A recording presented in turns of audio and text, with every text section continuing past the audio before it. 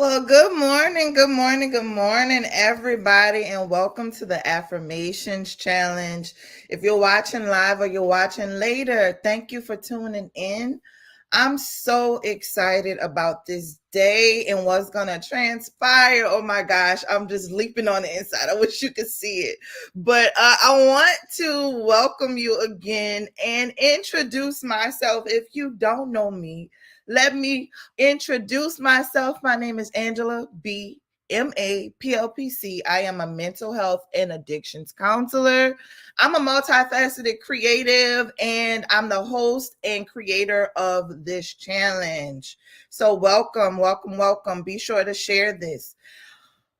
Let's talk about why am I doing this? Why am I doing this affirmations challenge? Well, there's one thing that I understand. I understand that thoughts turn into things.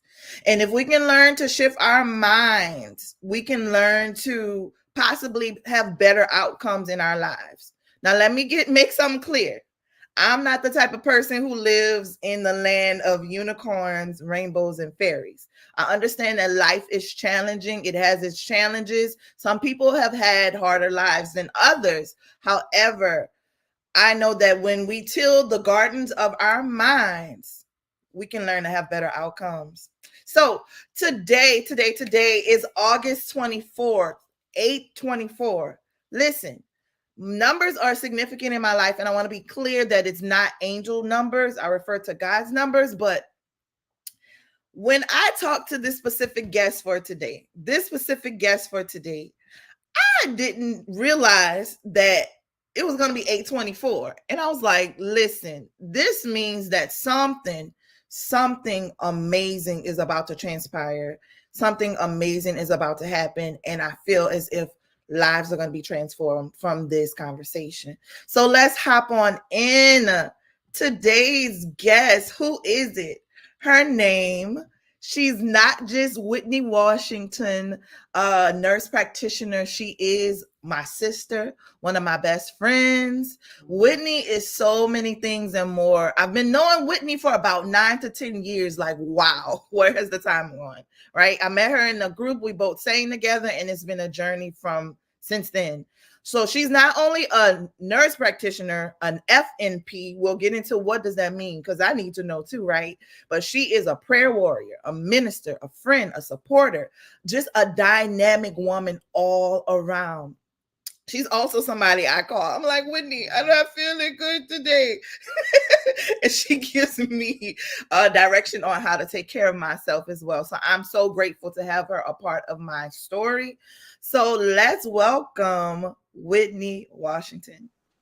Hey, Hi, what's up, sis? I'm so excited about today. Listen, okay, contain myself. I'm like you. I can't contain it. I'm excited to be here. Hello, hey. everyone. I forgot to say you were French and Spanish. Somewhere in there, yes, I do have a little French and a little. Oh, you forgot Jamaican, a little Absolutely. African. It's all things. I'm rich in culture. Yes, you're a gumbo. So let's hop on in. Whitney, I want you to tell us about your journey. So I know that you were a nurse when I met you, Yeah, and now you are an FNP, yeah, not just a nurse practitioner, but an FNP. So yeah. tell us about your journey, and then tell us, what is an FNP? What is that? Okay, no problem. So, first of all, before I even dive into it, I just want to say shout out to you, sis. I love to give flowers while we are living. You know how much I love and adore you. I think I can speak for everyone that's ever been interviewed by you, been able to sit down and have a conversation with you that is graced with your presence, that we are incredibly blessed for this platform. Shout out to you, girl, for this. I am so happy that the Lord allowed us to connect and that He just gave us you. So anybody, listen, I think everybody can attest. Anybody that's ever been in Angie's presence, you have been blessed because she is going to affirm you. So I want y'all to know, for those who are new tapping in with Angie and just her ministry and what she does, this is not just something she's doing and she comes forth on this platform for y'all. This is her lifestyle. This is where she walks. This is who I've always known her to be. So I thank God for you. I love you, sis. And yeah, let's dive into it. I just had to do that. I shout out to you. Shout out to you. Yes. Who's cutting onions? Who's Who cutting is onions? cutting onions?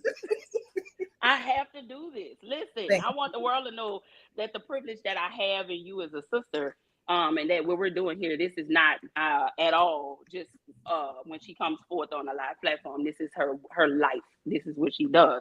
thank So you. anyway, I'm gonna answer the question. I'm gonna be obedient. So in any event, y'all, yes, I am a certified, board certified family nurse practitioner. Basically, like the long and short of that matriculation is I did go to Xavier University. I have a bachelor's of science in biology, where I majored in biology, minored in chemistry, because I will get into this. I wanted to be a doctor up front, right?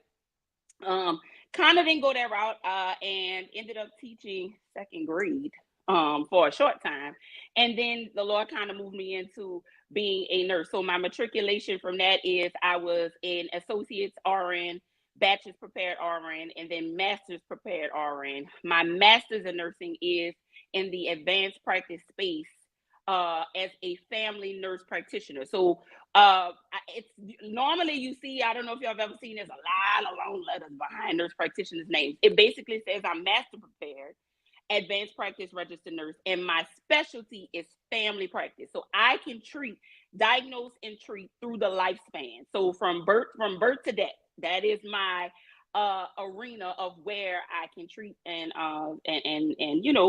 diagnose and treat. But I can also specialize if I like. So it's very multifaceted. I hope that answered the question. It most certainly did. It most certainly did. And my counselor mind is going off the lifespan. I'm studying Mm-hmm. right now. So Mm-hmm. that you know a lot about how to birth babies, how they grow and develop, and then Mm-hmm. into adolescence and adulthood. So girl, you everything and more over there, okay? Listen. Listen, but people that know me, and they're probably gonna laugh on the thing. They're gonna be like, "Look, she don't do children." I listen. So the reality is, can I do it? It's not my area where I'm like I love to. I will do it if necessary, but I love the adolescent to elderly space. And I'm gonna be honest. I don't think I ever told you this. Is I love my elderly patients. They Really? are like Yeah. bomb because not only are you like experiencing them at a different point in their life, usually when you're getting to that particular age group, you're getting them when they're sick. Wow. So you don't really know about their life. So you get to really sit down and say, okay, before you were sick, before you had an illness, who were you? And to listen to the stories and like their life and what they did in their life and the wisdom they're going to drop on you. Listen, that's why they're my favorite population out of the lifespan. You know what? I consider you to be a very wise woman, so I could see why you Mm. lean towards them. That's beautiful. Yeah, We thank need you. more people like you around. Thank you. So I think you kind of are alluding to what I'm about to ask next, but do you feel as if what you do is a calling or just a career?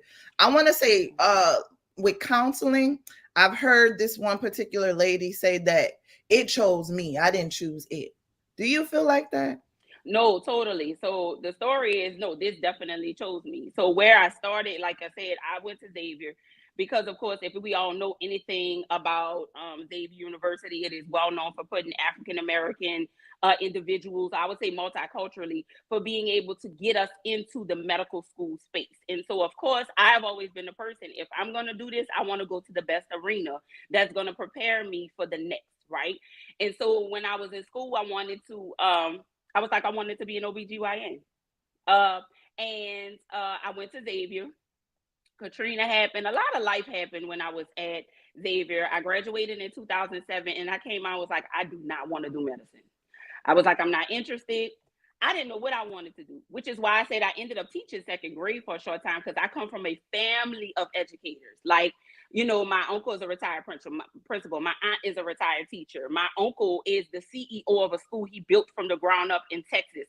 So I come from a bloodline of educators. And so I was like, maybe I should be able to teach. And when I went into that space, y'all, I was like, I loved where I worked, but I was like, can I see myself doing this for a long time? Fast forward, I kept my part-time job that I had. So I taught and I kept my little part-time job that I had when I was in school. at in a mall working for retail. And I was helping this lady shop one day. This lady didn't know me from anything. She goes, "I think you would make a great nurse." And I looked at this lady, I was like, this lady does not know me. And the thing is, like, in that time space, I was intentional with God about being like, okay, what is next? And I had like family and friends say, I think you should go be a nurse. I think you should go be a nurse. Really, you don't really listen to your family. I'm gonna be honest. We love our family, but we be like, oh, you just want me to do what you want me to do. But this lady was a dead stranger, y'all. Didn't know me from a can of paint on the wall, right? Told this to me, and I said, okay, God, I've heard this enough. If this is something you want me to do, then guess what? I surrender. Fine, I'm gonna do it. I applied to a nursing program, y'all, and 14 years later, it has been complete history. And every part of it, since I said yes to God for this, every part of this journey has literally had its hand, like God's hand over it.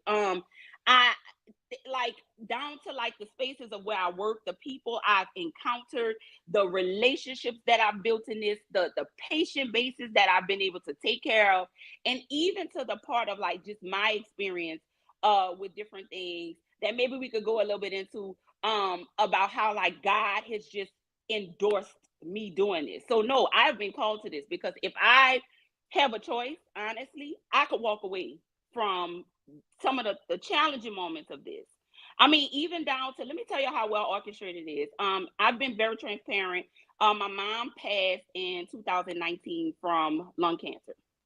And Lord knows I miss my mom. But who would have told me that currently where I work, I'm now working with my mom's oncologist and oncology team, practicing medicine, where these people took care of me in a hard time. Now I'm able to pour back into this same space and then share not only my experience as a provider, but as a daughter of someone who watched their mom go through a very challenging illness. So I can't listen, baby. This will take a whole nother conversation. I can't begin to tell y'all like just this is just one of the examples over 14 years where God orchestrated this entire moment, and every day I'm reminded of this is yeah. I'm called to this work. I'm called to this work. Yeah. Girl, listen, Whitney, that is beautiful right there. Like I remember when you said that you were going into oncology and I was like, "What?" No, listen. Like that demonstrates that everything that we experience and we go through is for a reason. For a reason. It's Yeah, nothing. for a reason, and Nothing goes for to someone waste. else. It doesn't Yes. go to waste. Everything you do is intentional, y'all. Even the things that hurt. So, Yeah. losing a parent, Yeah. or losing anyone close to you, it is hard. But when God shows you that, yeah, you went through that hard moment, but I'm gonna use that, and Yeah. I need you to pour into others for it. One is an act of surrender You that is not easy. no. It's an act of obedience, because I remember when the Lord brought me back to the oncology space. I started in oncology when I first became a nurse. I worked the floor, but to bring me back into a space, and honestly, it was a couple months after my mom passed that I ended Mhm. up being an RN in a cancer center. I That know. cancer center kept me as an MP. I tried to walk away from it again, and the Lord brought me Did. back into this space. So Yeah. I can't begin to tell y'all, let the Lord order your steps. And every single time, even though you feel like it would be a hard space to be in, every day I do this work, I know I'm not doing it enough unto me. And so that's what makes it matter, if that makes sense. Absolutely. Yeah. I understand what you said so clearly because in my line of addictions it's hard. Mm-hmm. You're dealing with personality disorders, dealing with trauma, you're dealing with Mm-hmm. a lot in a room. And when I'm Mm-hmm. running those groups, it can be 3 people up to 19 people that you're managing, right? But Absolutely. what keeps me going after those hard days, after all of those notes, after all of the challenges that I deal with on a daily basis is connected. It's all Yes. connected. It's So all connected. that's so beautiful. Absolutely. And I think what we deal with in the healthcare space, Angie, like you said, is multifaceted. I don't think people understand that we're not only treating their illness, we have to treat the total person. Um, because if we can't fix what their social issues are, I can't even begin to touch the medical. I can't begin to touch uh other things. And then people don't even understand too, we're not just treating the patient, we're treating their families. Absolutely. It's intense. Like we have, so all of that to say what we do on a daily basis, we do not do unto ourselves. We can't do it Yeah, in the power or the ability of our own selves. not at Anything all. that you do is Christ ordained. I tell people every day, I wake up, I'm like, yeah, I do this because God equipped me to do it. Because if I had it, I'd be like, yeah, I'm going to sit down somewhere today. We're not doing this. Listen, before groups, I say, Holy Spirit, you're welcome in this place. I said, Yeah, decrease me, you increase, because I can't do this yeah, on my own. I yeah, cannot deal with some people may call it mental health issues, yeah, yeah, spiritual people, spiritual illnesses, yeah, spirits, whatever. I can't do yeah, this on my own. I will yeah, go nuts if yeah. I try to do it on my own. And I So, think yeah, too, to a point where you and I both understand too, as licensed ministers of the gospel, yeah, right? Both of us, we're so much more spiritually in tune. So, like you said, you brought up a point.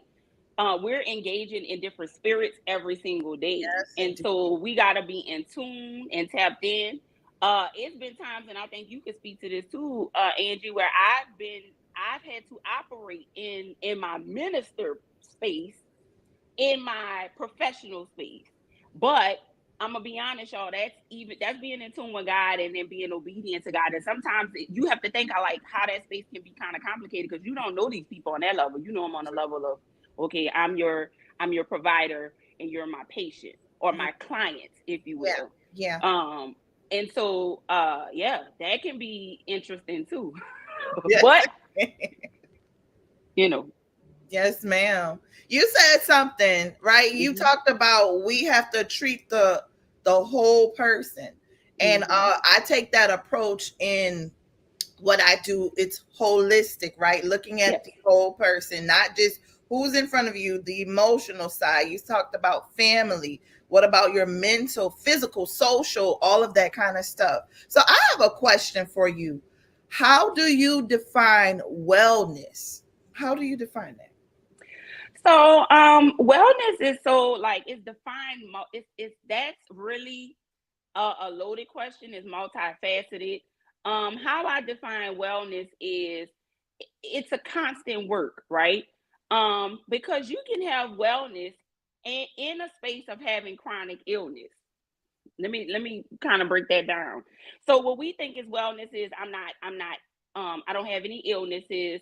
I'm physically fit. I work out. I eat well. I drink my water like I'm supposed to. But wellness is even more than that because we could have hypertension and diabetes and these can definitely impact and affect your life, but it can also be controlled well, where you can still live in a heightened and a space of wellness. And I'm gonna pause right here. I had a call come through. Can you still hear and see me, Ange? Yeah, you're good. Okay, good, good. Thank you. So wellness is it's so broad, Angie. Like it can be, yes, you have diabetes, but my diabetes is well controlled. My A1C is less than 7. I could have hypertension, but my blood pressure is well controlled, being less than 120 over 80, or in the space of 120 over 80 to 130 over 80. I think wellness is knowing where you are. I think it's knowing where you need to be, and then I know how to maintain that. So it's also not just your physical body, it's your mental space, it's your spiritual space, it's your financial space.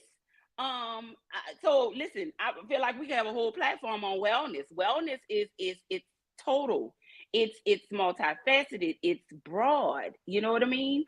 So I hope I answered that. Look, it can go, wellness can be very deep. I think we've done like a very narrow, we tried to narrow wellness down, but honestly, it really is a lot of things. And you can still be well in a space where you may have a chronic illness, but it's well controlled.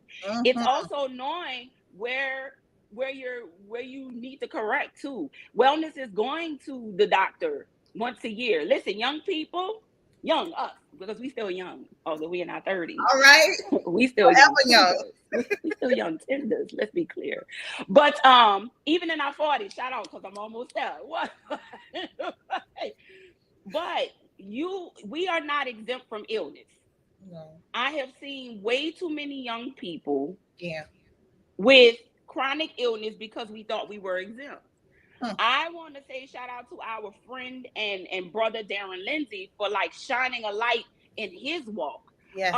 And just then saying black men need to go to the doctor. Amen and praise God. Because Yeah. I tell people all the time, y'all, black men, especially when we get past 25, there is so between the ages of 25 and I'll say 45, there is so much that we are not well versed in with our African American spaces, men and as women, that can be detrimental to us going forward in wellness. And so I shout out to him for bringing a highlight to men in Yeah. that space and tell them to go to the doctor. Yes, go to the doctor. We talk about, the two things that we always hear in our community is blood pressure, diabetes, blood pressure, diabetes. There are so many other illnesses, but I will tell you this: blood pressure can kill your kidneys down, can shoot your kidneys down faster than diabetes. Wow. Diabetes is a slow process. Blood pressure, if you do not control your blood pressure, it will take you down quicker than diabetes ever could. It will slow your kidneys down, and then we end up in these spaces where we're talking about dialysis and things of this. So anyways, that would have to be another conversation too, because we could get into that. We could do a lesson on like the number one high, like African Americans and different nationalities being, where we fall in on the scale of what illnesses plague us more than others, right? That would be a whole nother talk. We could definitely do that too. You know you're coming back. Like even though like you focus more on like I'm mental health and you are health in a different capacity regarding medicine, there's so much overlap. And like Absolutely. that's why I can talk to you because you understand me. Yeah. You understand the things that I experience. So we're definitely doing this again. Yeah. So you touched down on something, right?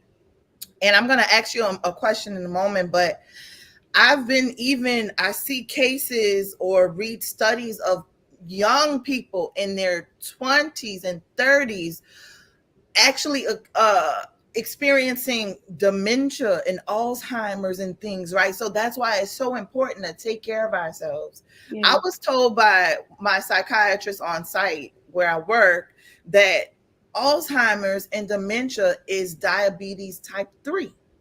It's a blood sugar issue, right? Yeah, it So, can be.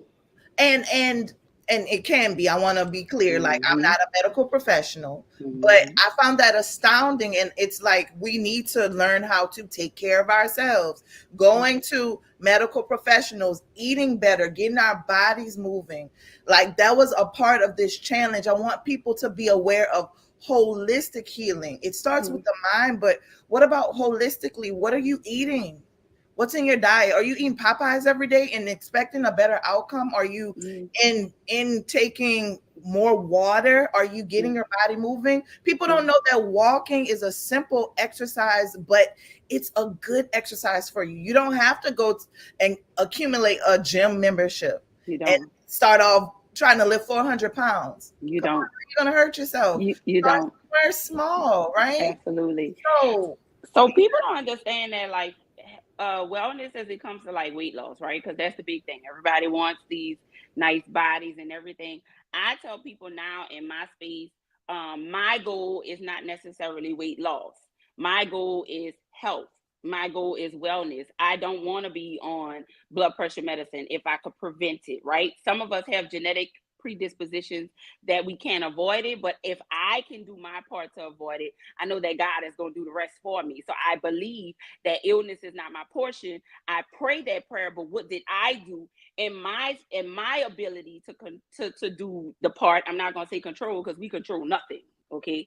But and did I do my part? Did I start some type of 30 minutes of any type of physical activity that gets your heart rate up consistently during that time. That is what physical exercise is, right?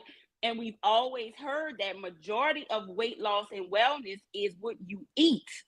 It is like 80%, 80 to 90% of what you eat is the driver of wellness and weight loss.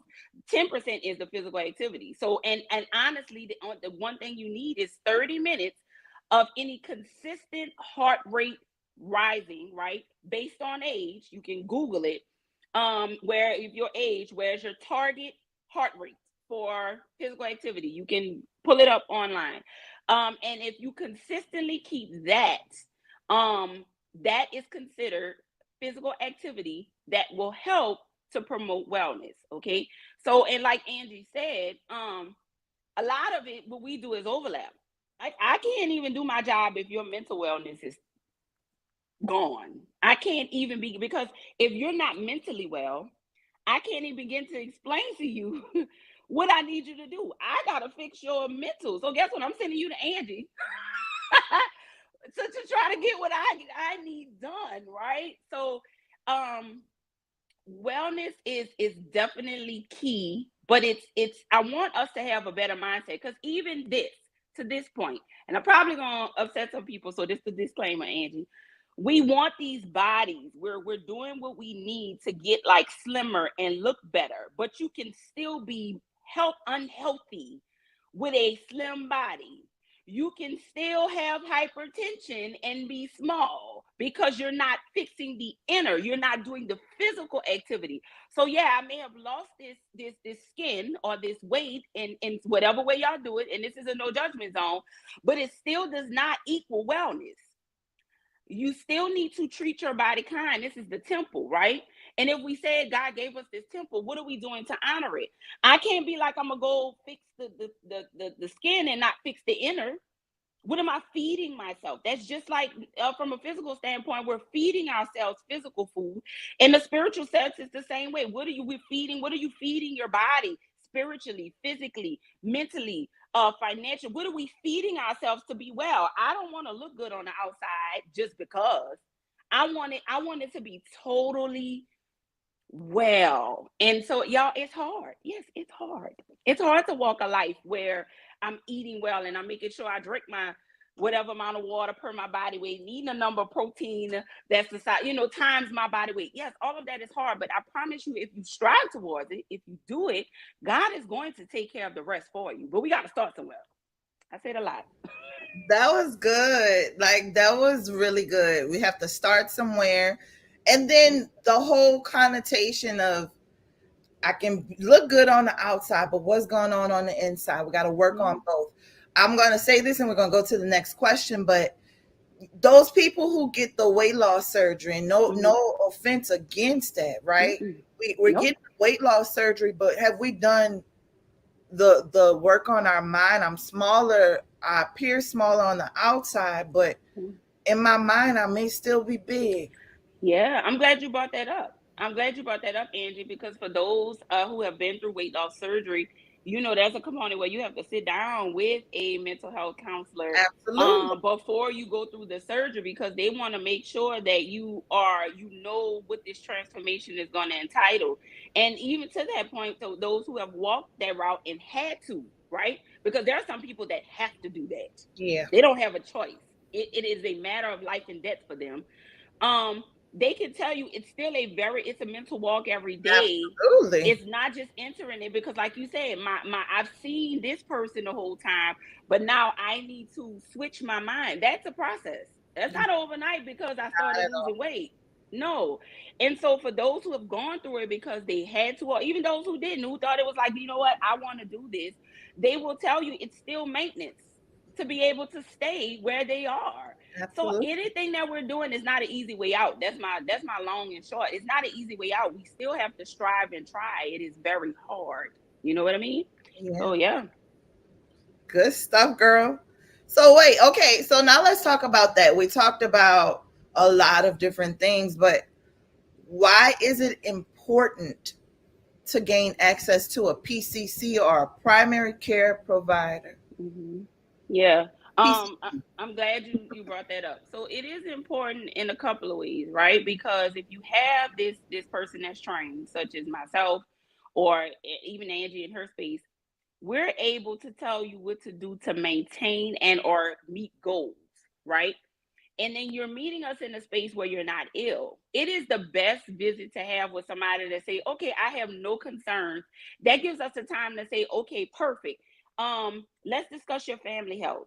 Let's see if there are any risk factors that you might have, and this is what we're going to do to try to be preventative, right? Or let's look at your blood pressure. It may be creeping. I want you to start doing this. Those are the times like when you're not, it's not a sick visit is what we call. It's a well visit where we're able to talk about, okay, at the age of for women 40, it's time for your mammogram. Or if you have a family history, it's time to do it sooner than 40. Maybe we could do some genetic testing. You know, it's like getting set up with someone when you're not sick so we can meet goals. Then at the same token, for when you are sick, that you're able to have somebody that's able to get you in. They know your history. They know that, okay, yeah, this looks like the common cold, but she told me about her family history of this. Let me add this on. So it's just good to have somebody to oversee your health.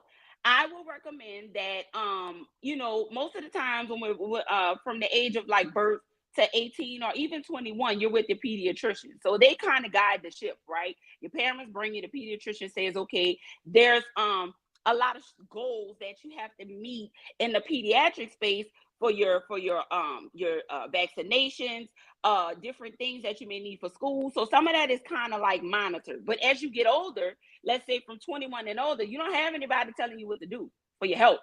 That's why you see a lot of times that after 21, the follow-up through care falls off because there's nobody saying, okay, you need to come and get this vaccination, because typically at 21 and older, you don't have any routine stuff until you get into your old age, like 50s.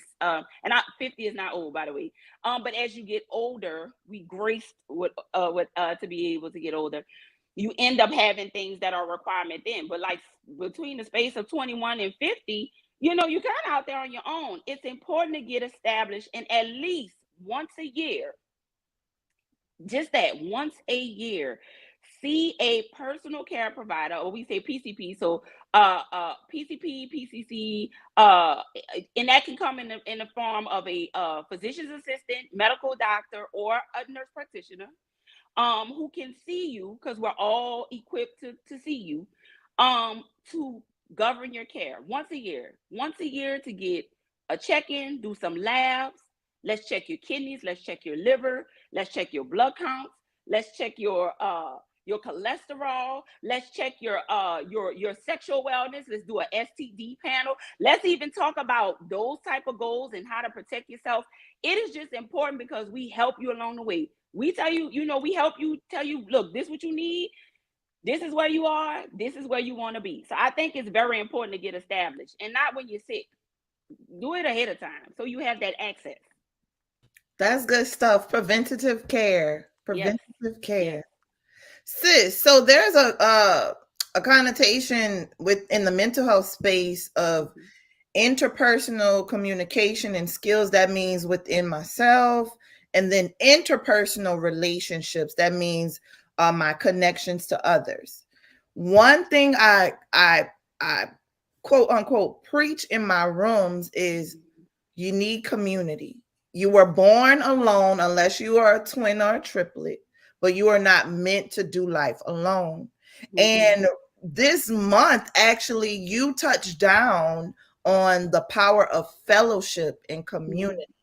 So I Yeah. want to ask you, why is connection, community, fellowship so important? It's so important. And you know, shout out to you for bringing it back full circle for me.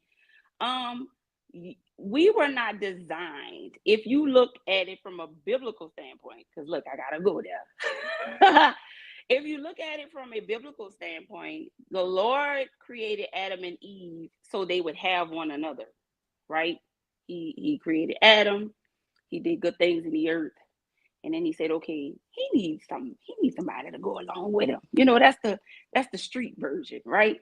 But he needed a helpmate. And so if you think about it, just from the beginning of time, that is the way the Lord designed it. And then if you go further into the Bible and you read, there are several times throughout the Bible where the Lord tells us that we're not created to do this alone. Even the Lord says, I am with you always, you know. And so just from a biblical standpoint, the Lord did not design any of us to do life alone. So to think that we can walk this thing out alone is kind of, I don't want you to be like that. Just for me, this is a me thing, but the Lord says it, right? So forget what I have to say. The Lord says I didn't design you to do this alone. Meeting of minds, I can't begin to tell y'all like how awesome it is when you meet with minds that are like you. We don't know everything. And I don't even want you to go through life feeling like you know everything, because we don't. Every day we live, we're learning. Every day we walk, it is something new. And so when you're able to partner with someone who may have the piece of something that you may not know, or even from a learning perspective, somebody else has a piece of wisdom, a piece of knowledge that connects to what you already have. And when y'all put that together, I spoke, like Angie said, I spoke at the beginning of this month, it's like a puzzle piece. And have y'all ever put a puzzle together where you're like, okay, I need this piece, but I can't get to that piece till I get to the next piece? And then when you see it put together, it's a beautiful picture. Look at the masterpiece that it is. Imagine life the same way. Imagine how I can't do this without Angie. I just told y'all earlier, like my work is I need all of the Angies in the world. I need all of my counselors because I need to be able to get to the next space. Connection is important because one, it gets you to your next, but two, it also gets somebody else to theirs. So you can't, if you're sitting over here and not doing one what the Lord called you to do, or what you've been given and created to do, there's another route that has to go for somebody else. Connection is so important and key because it's going to keep you it's going to keep you in growth, it's going to keep you moving to your next, but it's also going to bless somebody else. I'm not trying to do life alone. I don't want to. I don't desire it. I feed off of like people and their knowledge and the connection of people, because I'm like, this is how I grow, but this is also how they grow. So why would we not want to grow together? Absolutely. You know, as you were talking, you talked about the analogy of the puzzle piece. It came to me that community is a puzzle, as you It stated, is. but your piece fits somewhere and it matters. Yeah. You're not insignificant. Your piece is not insignificant. So don't ever think that you don't matter. Your piece matters. Your life matters. And Mhm. it's better to be connected and to do life with someone rather than try to do it alone. Yeah. So that was good, sis. The last thing is, do you have any announcements? What's going on that you would like to share with our viewers today? So, like Angie spoke to something that I spoke about, connection and fellowship. Every month since January, y'all, I have been going live on the second Friday of the month, on behalf of Sister Love, under the leadership of one of Angie and I's mentors, Apostle Carmen Bazil. I have been going forth as God has led. Y'all can follow me on Facebook underneath my name, Whitney Washington. And it is literally the post of every second Friday. I do that as God leads. But I also have my platform on social media on Instagram called Wednesdays with Wit. You can follow me over there, where it has a lot of different things as God has led me to speak about. Just it's just like personal testimony, but also like just God giving things, just talking about life. It's not a podcast, if you will, but it's just how God leads me to share just the things that I've been through over on Wednesdays with. I have been away from there in transparency. I have been away from there for a while because in the initial space, God did call me away from it. But lately, the Lord has been pushing me along the way to get it restarted. And what that looks like. It may not look exactly the same, but we're getting there.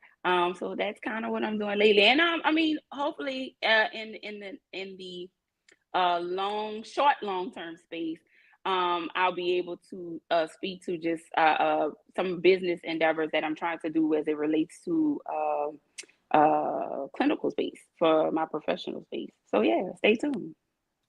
Let's go. Let's go. Whitney, I didn't get a chance to tell you, but people are definitely in and they're watching on Instagram. Hey to John and Hey y'all. Jasmine, Kevin, Joe, Quintess, Jessica, Hey y'all. Dr. Nell, Tiff. Yeah. Um, there were some others. Rico, hey, my Hey, that's our family. Hey y'all. yes, my friend Business Minded, Yeah. 1985 Poet, Poised Queen, the Oh, Thomas hey kitty. brand. They're in here showing love and Hey like y'all. the comments. Thank y'all so much for watching and rocking with us today. Yeah, for sure. Listen, today was beyond what I knew it would be. I just think that today we went through a lot of different themes. We talked about being connected to purpose. We talked about the importance of wellness, taking care of these temples inside out, not just the outside. Don't just go get the facial and your nails done. Take care of the inside. Take care of that Yeah. mind. Exercise his body. Take care of it in a holistic manner. Hey, Mama Tyra. I'm sorry, I didn't mean to skip over you. Hey, but just taking care of ourselves holistically, remembering that you are a puzzle piece and your life matters. So don't you ever feel insignificant. Get connected because your puzzle piece fits somewhere. If it It doesn't fit does. in this puzzle, it's gonna fit somewhere. Get Absolutely. connected. So we touched down on a lot of stuff. Sis, you're definitely coming back because we have some other matters that we need to touch down on. Yes, we do. For sure. But this was beautiful. So thank you for tuning in today. I want you to remember, think of your mind as a garden. What I want you to really think about what's growing in your garden. What do you have in your garden? Is it full of lilies and flowers and trees and hibiscus, aloe vera plants? Do you have a lot of weeds and brown grass and snakes? Now, let's be real. Every garden is not going to be perfect, but what we have to do is learn to till our garden, Yeah, learn to pluck up absolutely. those things, rid of those bugs that are eating up at your plants, get rid of those things that are trying to eat at your garden. Your That's life is good. in your hands. You cannot control the thoughts that you think. I can't name the amount of thoughts or the number of thoughts that come into our minds on a daily basis, but you can learn to navigate that space. You can learn to say, I'm not thinking those thoughts. I'm going to think of things that are pure, lovely, good, life producing. I'm going to only choose life and even my thinking. So I want you to think about choosing life on today. Yes. Learn to shift your mind because if you can learn to shift your mind, you can learn to shift your life. Okay. That's all I have today. Thank you for tuning in, and y'all have a beautiful, beautiful day.